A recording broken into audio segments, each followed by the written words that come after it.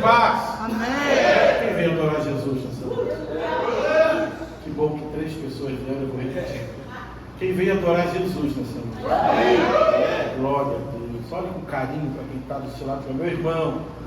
O Deus da Bíblia tem uma palavra para o teu coração. Você não crê, eu vou continuar profetizando. Eu estou dizendo que o Deus que essa igreja prega tem uma palavra de direção para a sua vida. Sabe, pastor, eu fiquei impressionado com o ministério de louvor. Que unção, que graça que Deus tem derramado na vida de vocês. O cantor, ele busca fama, mas os adoradores recebem honra. Quem pode aplaudir Jesus? Os adoradores dessa casa. Não, que Deus de Cristo te abençoe, Miguel. Que Deus de Cristo te abençoe. Sabe, é muito importante quando você tem um ministério em sintonia com o Senhor, sem vaidade, sem ninguém querer passar por cima de ninguém, obedecendo uma única voz, que é a do Espírito. Pastor Carlos, que sensibilidade, meu Deus do céu. Eu quero aceitar esse Jesus que você serve. Meu Deus, o homem está até agora servindo aqui na igreja. Quem pode aplaudir Jesus pela grande serva do Senhor? Meu Deus, pastor Alexandre, eu estou muito feliz de estar aqui. O coração se encheu de alegria quando o Senhor me convidou para estar aqui, porque há uma expectativa muito grande no meu coração da gente poder estar junto, né? De amadurecer mais essa aliança que nós temos. E eu fiquei muito honrado no seu convite. E a única moeda que paga a honra é a honra. Não existe outra moeda, querido, que vai pagar a honra do que não seja a própria honra. Por isso eu quero louvar o Senhor pela sua vida, pela sua casa, pela sua linda família. Que Deus e Cristo abençoe. Que a mão poderosa do Deus da Bíblia possa guiar os passos de vocês. Eu sei que vocês estão aí às portas de um grande desafio. E eu tenho certeza que o Deus da Bíblia, o Deus da igreja, Ele vai plantar algo novo no coração de vocês. E essa igreja vai avançar para a glória de Deus. Quem crê nisso? Quem crê que a igreja vai avançar? Aplauda o Senhor nessa noite. Glória a Deus. Pastora Sara, obrigado pelo carinho que sempre nos recebe. A você que está aqui, o Deus da Bíblia tem uma palavra para você. Andréia, sua casa, eu amo vocês. Jorge, meu amigo que Deus me deu, eu amo vocês. Eu tenho certeza que o Deus dessa igreja, Ele tem uma palavra para o seu coração. Abra sua Bíblia comigo. No livro da criação. A palavra Bereshit do hebraico significa início. O livro da criação é o livro do início, é o livro do Gênesis. Abra sua Bíblia, por favor. No livro da criação.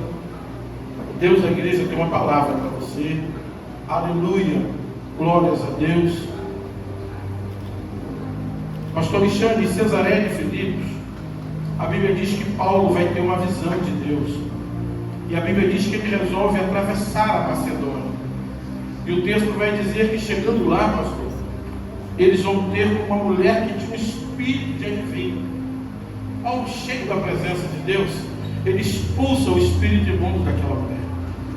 A Bíblia diz que consequência disso é Paulo e Silas agora vão parar dentro de uma prisão. Quem recebe a visão é Paulo. Quem expulsa o espírito imundo é Paulo. Mas quem recebe o açoite é Paulo e Silas. Assim diz o Espírito do Senhor para essa igreja: eu estou preparando os Silas, que não vão fugir, mas que vão estar contigo em todos os momentos para a glória de Deus. Porque Paulo, o pastor tem um monte.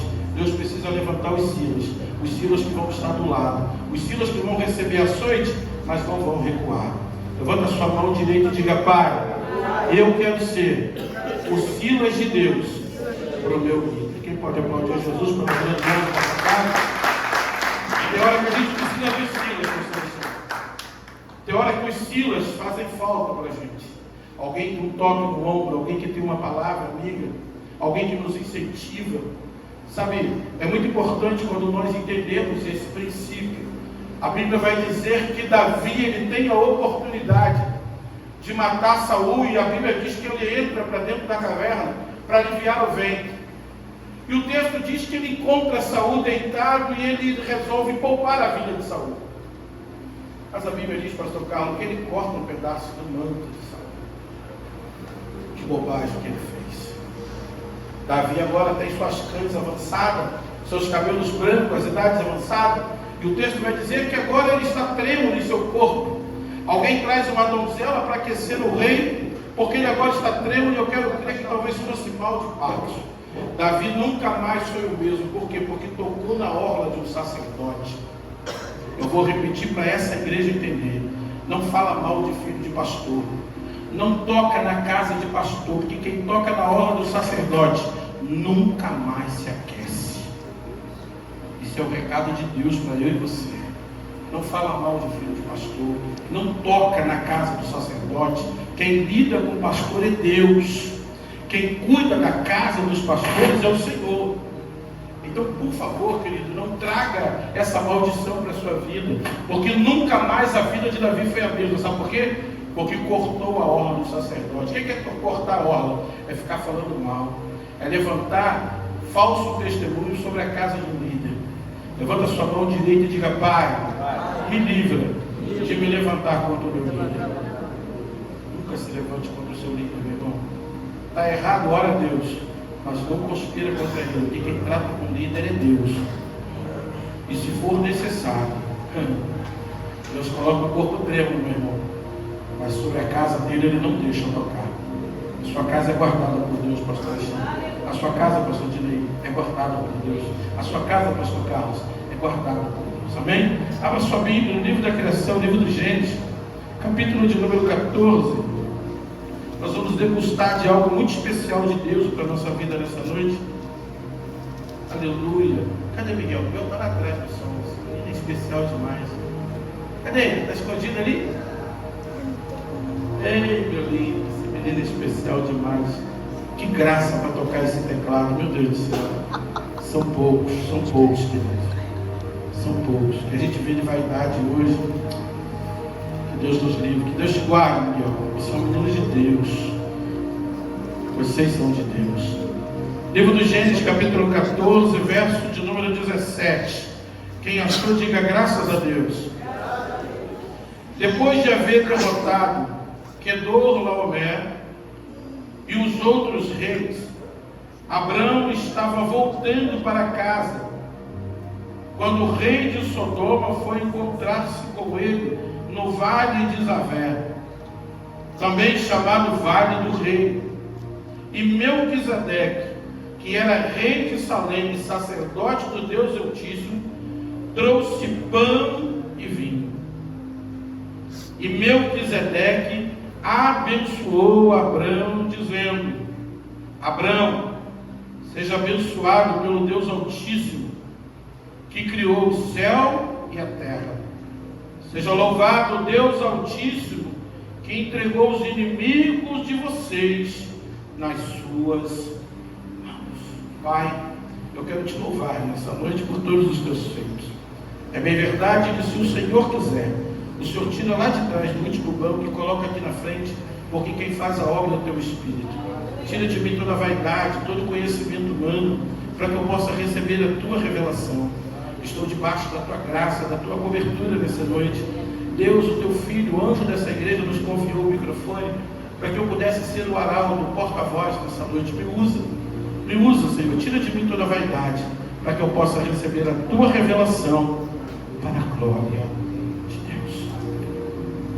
Abraão, a Bíblia diz no livro do Gênesis, capítulo de número 12, que Deus agora aparece para Abraão e dá uma ordem para ele: sai da tua parentela, sai do meio. Eu tenho uma direção para você, eu tenho um caminho para você, eu tenho uma terra para você. Só que a Bíblia diz que Abraão agora resolve trazer Terá. Quem era Terá? Terá era idólatra, era alguém que adorava os outros deuses e que era pai de Abraão. Abraão resolve trazer o seu pai junto com ele, mas a Bíblia diz que no meio do caminho Terá morre. Atos capítulo 7, versículo 2 diz que Deus matou Terá. A Bíblia nunca falou em fome. Até o capítulo 12 do livro da criação, a palavra fome não existia. Deus faz criar uma situação de aperto, de necessidade. A Bíblia diz que agora, por causa da fome, eles estão saindo dali, peregrinando em direção a uma outra terra. Há uma direção que o Deus da Bíblia tinha para Abraão. Só que a Bíblia diz que no meio do caminho Terá morreu. E a Bíblia diz que depois da morte de Terá, o céu se abriu para Abraão. E para Abraão teve revelações de Deus. Pastor, o que você está dizendo nessa noite? Terá tem que morrer. Se eu não creio, eu vou repetir para você.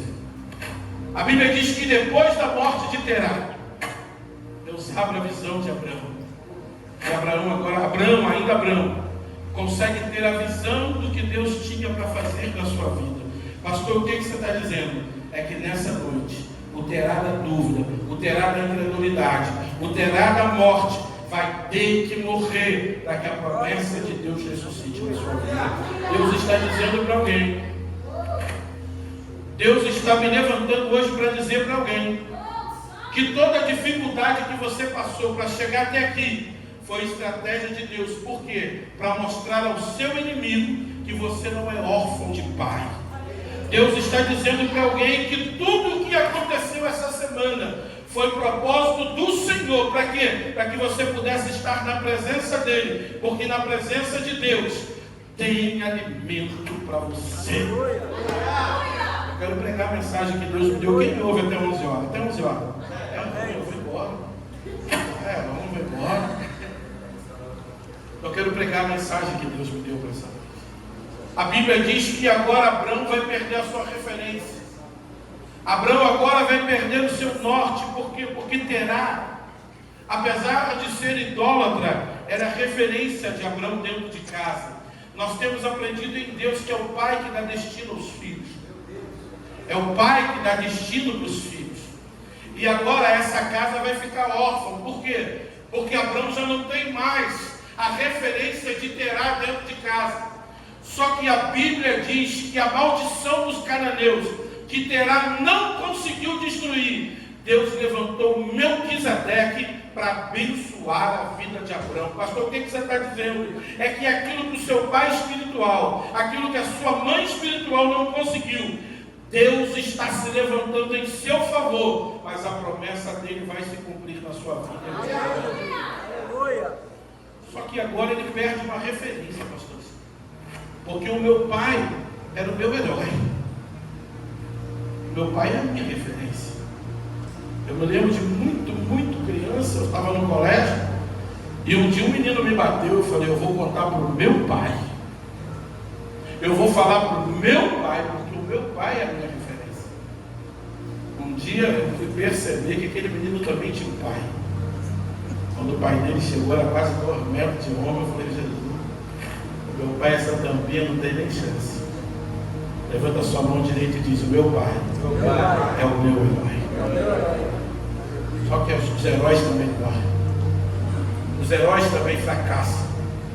Os heróis também falham. Muitas vezes nós trazemos carga para dentro da igreja, porque olhamos para dentro de casa alguém que deveria ser uma referência para nós e eles tropeçam. Eles falham por algum motivo. E isso trava a nossa vida, porque no mundo espiritual, ela acaba travando o que Deus tem para fazer. Por quê? Porque você olhava para o seu pai de uma maneira, e quando você descobre que ele é ser humano, que ele falha, que ele erra, que ele tropeça, muitas vezes isso traz frustração. Mas a Bíblia diz que o que Terá não fez, Deus levantou Melquisedeque para fazer. Deus está dizendo para alguém que chegou aqui nessa noite, alguém está pensando que é órfão, mas essa igreja é uma igreja de paternidade. Aqui tem a bênção de Deus. E aonde tem a bênção de Deus? Os milagres do Senhor. Só que Terá tem que morrer.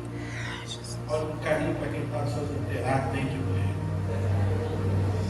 Se Terá não morre, Deus não aparece para Abraão. Se Terá não morre, o caminho de Deus não ficava claro para Abraão. Se Terá não morre, Deus não ia conseguir cumprir o propósito na vida de Abraão. Olha com carinho e diz, Terá tem que morrer. Tem coisas na nossa vida que tem que ficar no altar, sabe, minha filha? A Bíblia diz que Eva, ela não teve a oportunidade que você teve. Eva não foi jovem. Eva não foi adolescente. Eva não foi menina. Eva nasce e do lado dela agora tem um homem que ela nunca viu na vida. Eva agora nasce e ela agora vai ser esposa esposa. Ela vai ser dona de um lar que ela não pediu. Ela vai cuidar de alguém que ela nunca nem se identificou. E a Bíblia diz que agora, por causa do tropeço desse homem, Eva vai sofrer. A Bíblia vai dizer que Deus agora vai palestrar com quem? Com Adão. Eva não existia. Deus disse para Adão: você pode comer do fruto que você quiser, mas da árvore que está no meio do jardim você não pode tocar. Eva não existia, pastor. A Bíblia diz que agora Eva vai comer e vai trazer para o marido dela. Aí alguém diz assim: poxa, mas a culpa é da mulher? Claro que não. Aonde estava o teu marido quando você estava agindo e ele não estava com você? Aonde estava o cabeça? Aquele que deveria dar direção para o filho, quando ele tropeçou, aonde ele estava? É por isso que Deus vai olhar para Adão e vai dizer: Adão, o que foi que você fez? Ele disse: foi a mulher que você me deu. Covarde, o homem. A tia do Iacute bate na porta, ao invés dele ir lá atender, manda a esposa atender. Quem fez o débito foi ele. Mas a tia está lá cobrando, ele faz você atender. O homem é terrível, Mateus, o bicho terrível, o homem covarde. Mas aí Deus faz a mesma pergunta para a mulher: mulher, o que foi que você fez? A mulher diz: a serpente me enganou. Agora a Eva está tendo que conviver com uma dor que ela não buscou. Ela está tendo que conviver com uma dor de algo que ela não gerou. E como se isso não bastasse, pastor Alexandre, a Bíblia diz que agora Adão é colocado para fora do jardim. E a Bíblia vai dizer que uma espada flamejante está cruzando o jardim com dois anjos. Sabe qual é a visão de Eva agora? De um obreiro caído fora do jardim. Meu Deus. Sabe qual é a visão de Eva agora? Do homem que deveria ser referência para ela, expulso do jardim. Mas a Bíblia diz que eles vão coabitar de novo. Repita comigo: eles vão coabitar de novo. A Bíblia diz que agora eles têm um filho. E um mata o outro. Olha só que desgraça na vida dessa mulher. Uma mulher que não pediu para casar, uma mulher que não pediu o marido que tem, agora está sofrendo, tem um filho que mata o irmão. Levanta a sua mão direita e diga: graças a Deus. Graças a Deus. O nosso Deus é o Deus de milésimas chances. Ela vai gerar de novo. Ela vai coabitar com seu esposo e vai gerar mais uma vez. Aí eu fico imaginando Eva, André, olhando para Adão e dizendo: qual é o nome da criança? Ele diz: bota qualquer coisa, porque inspiração eu já não tenho. Ela diz: eu também não, porque o filho que eu amava foi tirado de mim. A visão do sacerdote, do líder que eu tinha, me frustrou quando ele caiu. Mas a Bíblia diz que o Espírito do Senhor ele acende o desejo no coração de Eva mais uma vez. E a Bíblia diz que ela vai gerar. Sabe qual é o nome da criança? 7. O número 7 da Bíblia significa a perfeição de Deus. Mas o número 7 também significa mudança de ciclo. Deus está dizendo para você, que a partir de hoje, eu mudo o ciclo da sua casa, o ciclo da morte, o ciclo de que nada vai dar certo. Deus está matando hoje e está levantando 7. O ciclo da perfeição para essa igreja. Quantos creem nisso? Levanta a sua mão e declare: Deus, eu creio.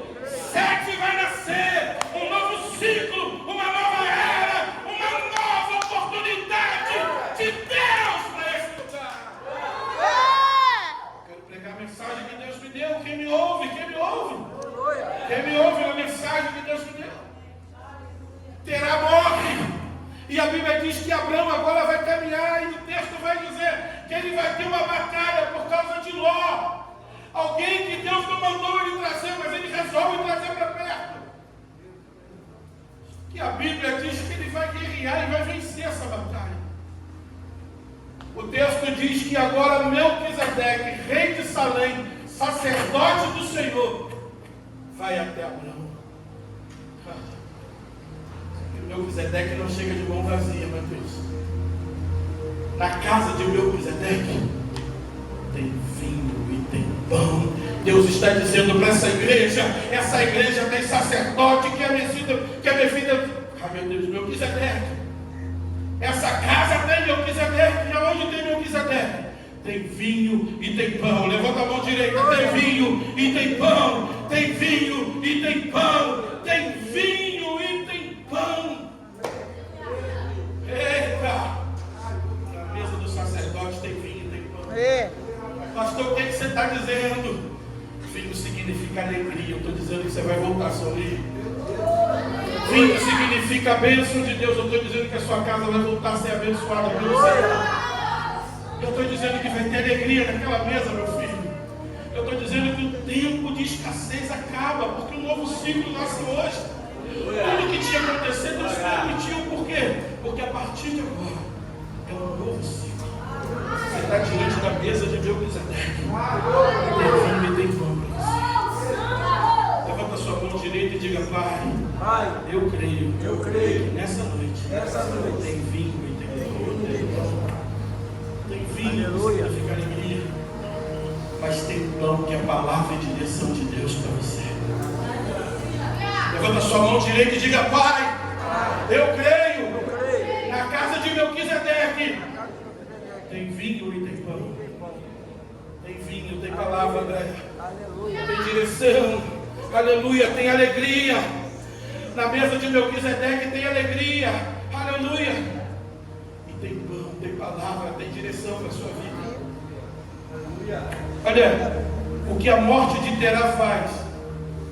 Terá morre, talvez se fosse eu e você estivéssemos dizendo: mas também, né? Morreu aquele que era uma referência para mim. Porque é isso que a gente faz. A gente é especialista em ficar colocando culpa nas coisas ou nas pessoas. Quando Deus está dizendo: eu estou motivando você com essa crise. Porque quando ela passar, tem vinho e tem pão para você. E Deus, quando Ele nos chama, Ele não dá a receita completa, Jorge. Ele simplesmente chama, vem. Só que no meio do caminho, existem crises, existem dificuldades. Só que essa crise que se instalou sobre a sua casa, ela só veio por permissão de Deus. É o Senhor dizendo para você e para a sua família: eu não esqueci da promessa que te fiz. Aleluia. A crise, querido, ela se instala como um prenúncio das bênçãos de Deus. Que isso, pastor? Eu vou te provar. Quando Deus chama Abraão, a Bíblia diz que ele está dentro da tenda. E Jesus fala assim: sai da tenda, sai do lugar que limita a tua visão e olha para cima, olha para o céu. Conta as estrelas do céu e as areias da terra. Deus chamou a gente para contar estrela, Mateus, não para ficar contando problema. Deus te chamou para ficar contando estrela, contando bênçãos, não para ficar reclamando da vida. Quantos de nós estamos perdendo tempo, querido, quando deveríamos estar desfrutando do melhor de Deus? Mas aí a Bíblia diz que Ele mandou contar as areias da terra. Sabe o que a areia da terra fez? Conspirou contra Abraão, trouxe fome. Mas Deus prometeu. Deus disse que ia acontecer, é verdade, mas Deus trouxe fome. Eles agora vão ter que sair de onde estavam, lugar de conforto, vão começar tudo de novo. O agente da promessa conspirando contra a promessa. Sabe o que Deus está dizendo, André? Que o agente da promessa é instrumento dele. Sabe o que Deus está dizendo para mim e para você? Ele tem o controle na mão de tudo. Ele permite a fúria do inimigo, ele permite o vento se levantar. Sabe para quê? Para dizer que eu e você não somos órfãos. Nós temos um Pai que cuida da gente. Levanta a sua mão direita e diga: Pai, eu sei que o Senhor tem cuidado de você. Era para ter sido pior, e você sabe disso. Quando o vento se levantou, querido, que a porta do quarto bateu e a mala já estava pronta, você sabe que ele ia embora. Mas Deus não deixou.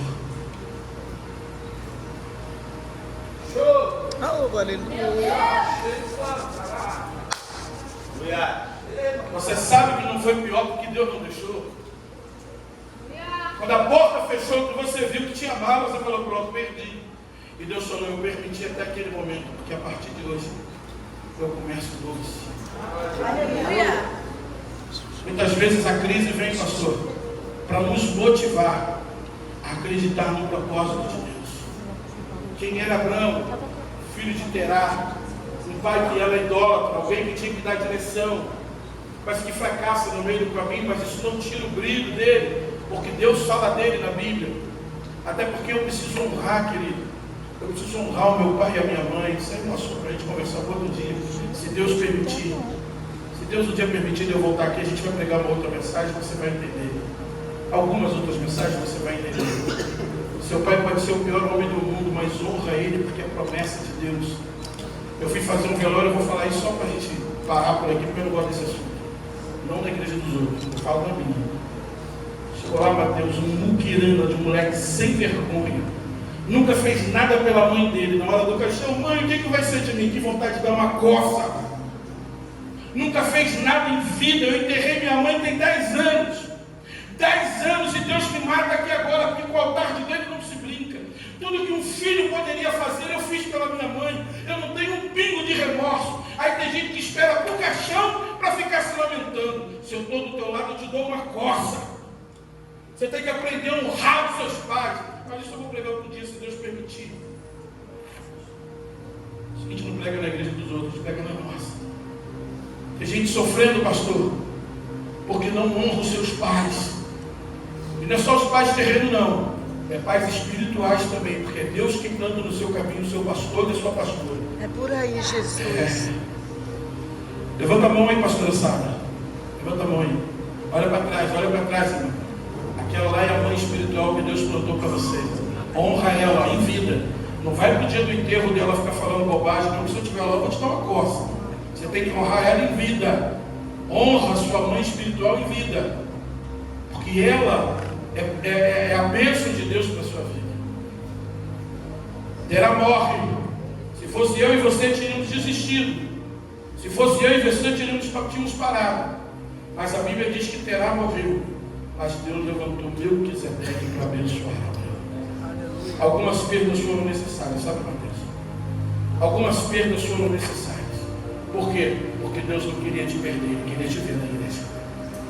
Mas Deus está dizendo para mim e para você nessa noite que na mesa de Melquisedeque tem vinho e tem pão. Levanta sua mão direita e diga: Pai, hoje eu sei por que as perdas vieram. Deus não queria te perder, sabe, Deus? Então Ele permite a gente perder algumas coisas. Mas a gente não sai da presença dEle. Fica de pé comigo. Eu quero pedir licença ao anjo da igreja. Pode orar, pastor. Não pegue a minha palavra como uma palavra pejorativa, tá, querido? Mas eu queria orar por você. Mas não por qualquer pessoa. Entenda o que eu vou dizer. Eu quero orar por quem ouviu a voz de Deus. Eu quero orar para você que ouviu não a voz do pastor, porque eu vou para casa cuidar da minha família. Eu quero orar para você que ouviu a voz de Deus. Pastor, eu ouvi a voz de Deus, Deus falou comigo. Eu sei o que é perder, eu sei o que é estar passando por dificuldade. Eu sei o que é não ter. Eu sei o que é passar por dificuldade, por problema. Levante uma de suas mãos, eu quero orar por você. Se você chegou aqui, querido, em nome de Jesus, e o seu caminho até hoje foi marcado por perdas, levante uma de suas mãos, eu quero orar por você. Eu quero abençoar a tua vida e nunca mais a sua vida será a mesma. Nunca mais. Eu sou filho do lixeiro do prédio que eu morava. Eu sou filho da zeladora do colégio que eu estudava. Os meus pais eram muito pobres, muito pobres. Nunca passei fome, mas meus pais eram muito pobres. Mas o Deus que a minha mãe servia era um Deus rico. O Deus da minha mãe mudou a história da minha vida. Talvez você esteja olhando para mim e dizendo: esse pastor não sabe o que é dificuldade. É engano seu, querido. O número 2 na casa da minha mãe era feito de uma latinha e jogado no quintal, porque nem banheiro tinha. Graças a Deus você nunca passou por isso. Eu converso com as minhas filhas todos os dias. Valorizo o que Deus te deu. Valorizo as oportunidades que Deus está criando para você. Porque amanhã eu não vou estar aqui. E você vai precisar ter como alicerce algum ensinamento para a sua vida. Quem sabe você chegou aqui nessa noite num ciclo de perda, colecionando perda. Pastor, tudo que eu botei a mão não foi adiante. O casamento que eu investi, eu estou perdendo, eu já perdi. Os filhos que eu gerei não me respeitam mais. Levante uma de suas mãos. Eu quero orar por você. Quem sabe você chegou aqui dizendo: se Deus não falar comigo, eu abandono. Porque entrou pessoa aqui assim. Quem sabe você é só conhecido de alguém que serve a Deus. Eu não vim falar de igreja, porque igreja não salva ninguém. Eu vim falar de Jesus. Aleluia. Aquele que mudou a minha vida, a história da minha casa. Aquele que faz do nada tudo. Talvez você esteja aí com seu filho, se bem que as crianças estão lá dentro, depois a gente ora, se o pastor permitir. Mas você vai orar pelo seu filho hoje, você vai abençoar ele. Aquelas palavras que você usava, seu maldito, você não presta, nunca mais você vai dizer. Porque isso nunca saiu da boca da minha mãe. A minha mãe teve câncer, a minha irmã era prostituta e meu irmão viciado em drogas. Você quer mais problema que isso? Deus me resgata do mundo para orar junto com a minha mãe. A minha mãe saía, pastora Sara, de uma quimioterapia, um plantão de 36 horas, porque ela às vezes dobrava. Ia direto para o INCA, lá em Vila Isabel. Sabe, pastor Ney? Saía do plantão direto para o INCA, para a quimioterapia. Era quarta-feira, Jorge, horário do culto, minha mãe está vindo do ônibus, cansada, do plantão e da quimioterapia que destrói o ser humano por dentro. Daqui a pouco eu chegava na igreja, estava minha mãe sentada lá no segundo banquinho. Eu falava, mãe, o que a senhora está fazendo aqui? Vai para casa. Eu não posso. Eu tenho 2 filhos doentes e Deus precisa tratar com eles. Você fica em casa vendo novela, né? Nunca mais você vai ficar vendo novela, você vai vir para a igreja.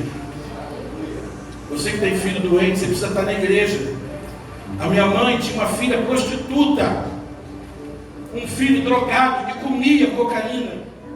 Ela saía do INCA, da quimioterapia, e ia para a igreja, porque ela dizia no coração dela, eu tenho um filho doente, eu tenho uma casa doente que precisa do Senhor. Deus precisa ouvir a minha voz naquele lugar. E quando Deus recolheu a minha mãe, Deus levantou meu irmão empresário, Deus levantou a minha irmã pastora, Deus mudou a minha casa. O Deus da minha mãe mudou a nossa família. O Deus da minha mãe mudou a nossa família. Aí você está dizendo, esse pastor todo engomadinho, minha filha, é o Deus da minha mãe.